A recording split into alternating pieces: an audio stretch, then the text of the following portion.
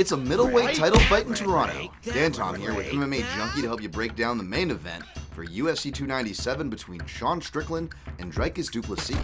Of course, Strickland is coming off what was a stellar 2023, where he captured the middleweight title from Israel Adesanya in an upset that pretty much no one and very few saw coming. Of course, he made his home team proud by taking that belt back to Extreme Couture, but he's got to put it back on the line against the guy he arguably stepped in for to take that title shot, and that is Dricus Du Plessis, who of course earned his title shot on the strength of a 6-fight UFC winning streak.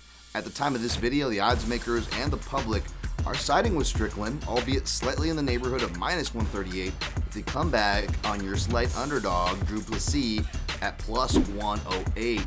Now, seeing the line tighten up like this does not really surprise me.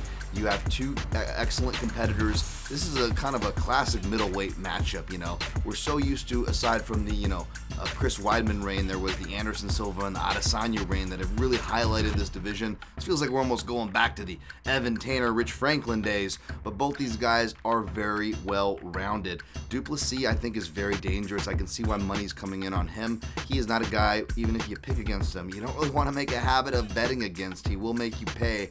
Say what you will about the technique or some of the highlights that he establishes in the cage, or how his gas tank may look at times in past fights. The guy knows how to win from many different situations, on the floor, standing, and his finishing instincts are stellar. Should he run away with the title this weekend, no one should be surprised. That being said, I am slightly, as the odds reflect, siding with Sean Strickland. Not just the more proven product, and very durable, very hard to stop. He is 22-2 as a middleweight, whereas Dricus 16-1. Both these guys kind of accrued some of their more notable losses down a division. Not sure how Dricus made it down there, but either way, they're at their right weight class now, and at this weight class, outside of a Poatan Pajeda and perhaps Dricus this weekend, I think if he can survive those initial shots, especially within the first 10 to 15 minutes, I think Sean can outlast Dricus.